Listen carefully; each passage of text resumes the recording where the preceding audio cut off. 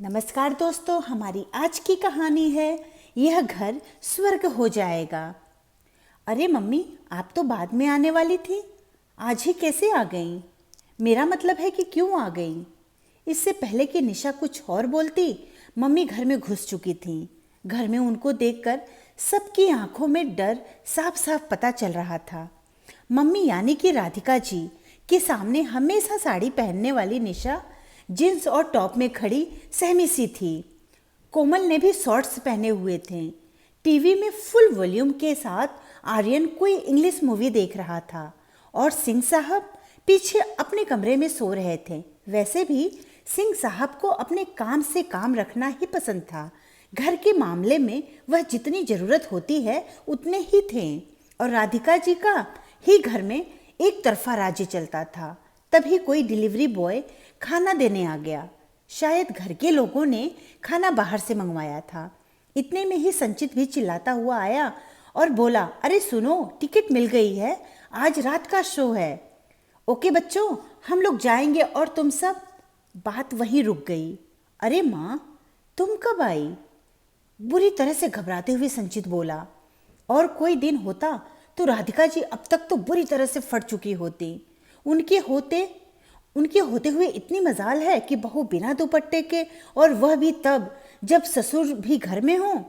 कोमल के डिज़ाइनर कपड़े पहनना ही राधिका जी को बर्दाश्त न था, पर यहाँ तो शॉर्ट्स। इधर तो दिन में ही पिक्चर देखने के लिए दोनों को 100 बहाने बनाने पड़ते थे, पर रात में पिक्चर देखने जाना, बाहर से खाना मंगवाना, यह तो राधिका जी के लिए एक अपराध जैसे था। राधिका जी को देखकर सारे घर में शांति छा गई। निशा भी भागकर गई और दुपट्टा लेकर आ गई। आर्यन ने टीवी बंद कर दिया। कोमल दादी को नमस्ते बोलकर अंदर अपने कमरे में चली गई। निशा ने दुपट्टा संभालते हुए सास के पैर छुए। संचित बोला, मम्मी अचानक से आप कैसे? आप मुझे बतला देती तो मैं लेने आ जाता। आप ही तो कह रही थी कि वहाँ मेरा 2 हफ्ते रुकना जरूरी है। राधिका जी लंबी सांस लेते हुए बोली, तुम्हारे मामा जी इधर आ रहे थे तो मैं भी उनके साथ ही आ गई। राधिका जी अपनी बहन के स्वर्गवास होने के बाद, बच्चों के मना करने के बाद भी वहाँ रुक गई थी। उन्होंने कहा कि बहन नहीं रही तो अब मैं ही बड़ी हूँ, मुझे दीदी की बहू को समझाने के लिए कुछ दिन यहाँ पर रुकना जरूरी है। वैसे भी घर में राधिका जी की ही तो हर बात आखिरी और सर्वमान्य ही होती थी। संचित और उसके पापा जी वापस आ गए। बच्चों के स्कूल भी थे। राधिका जी सोफे से उठी और बोली, मैं बहुत थक गई हूँ, सोने जा रही हूँ। निशा बेटा, तुम्हें पिक्चर देखने जाना है तो जाओ, और तुम सब अपना खाना खा लो। मम्मी तुम भी खा लो ना हमारे साथ, संचित ने आग्रह किया। नहीं, मैं खाकर आई हूँ।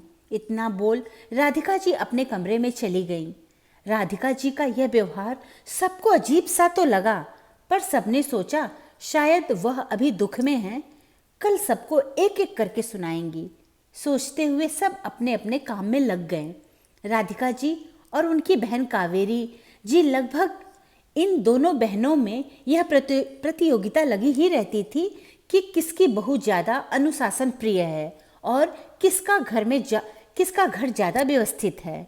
घर की हर चीज़ पर अपना काबू रखने की बेतुकी सनक के कारण उनके घर के बच्चे कितना दुखी हैं, यह उन दोनों को कभी नहीं दिखता था। सिंह साहब भी राधिका जी को देखकर हैरान हो उठे और बोले, तुम इतनी जल्दी क्यों आ गई? तुम तो वहीं रहने वाली थी, कैसे आई? राधिका जी फपक कर रो पड़ी और बोली, मैं तो सोचती थी कि वहाँ कावेरी की बहू को मेरी बहुत ज़रूरत होगी। कावेरी के बिना उसका घर कैसे संभलेगा? लेकिन मैंने जब उसकी बहू रानी को फ़ोन पर बोलते सुना, शायद वो अपने घर में किसी से बात कर रही होगी। कह रही थी, हाँ हाँ, मेरे लिए भी वैसे ही सूट ले लो, अब तो मैं भी पहन सकती हूँ, बच्चे भी जो चाहे वही पहन लेंगे, अब कोई रोक टोक थोड़ी ही है। हाँ हाँ, तुम चिंता मत करो, मैंने देख लिए मम्मी की अलमारी में गहने। अरे सारे गहने उन्होंने ही तो दबा कर रखे थे। अरे अपना ही गहना पहनना तो दूर, देखने भी नहीं देती थी। अब तो जब भी आऊँगी ना, वही पहन कर आऊँगी, बस घर में बच्चे लोग वापस चले जाएं। यह सुनने के बाद तुम ही बताओ, क्या और रुकना संभव था? और जब घर आकर मैंने देखा कि मेरे बच्चे भी मेरे पीछे ज़्यादा सुखी और संतुष्ट दिखाई दे रहे थे। क्या मेरे बच्चे भी मुझे वैसे ही याद करेंगे जैसे कि कावेरी के बच्चे कर रहे थे? रोते रोते ही राधिका जी बोली। फिर सिंह साहब बोले, बहू और बेटे दोनों बड़े हैं, अपना भला बुरा अपने आप सोच सकते हैं। हाँ, आपने बिल्कुल सही कहा। मैं तुम्हारे सामने प्रण करती हूँ कि मैं इनकी ज़िंदगी में अब कभी भी दखल नहीं दूंगी। बेटा बहू और उनके बच्चे जो चाहें सो करें। हमने भी जैसा चाहा वैसा ही किया, अपने बच्चों को बनाया। अब इनके बच्चे, इनका घर। बहू के गहने भी बैंक से निकाल लाना, मैं उसको ही दे दूंगी।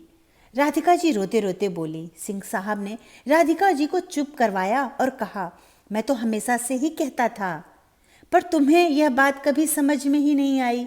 चलो कोई बात नहीं, अब भी कोई ज़्यादा देर नहीं हुई।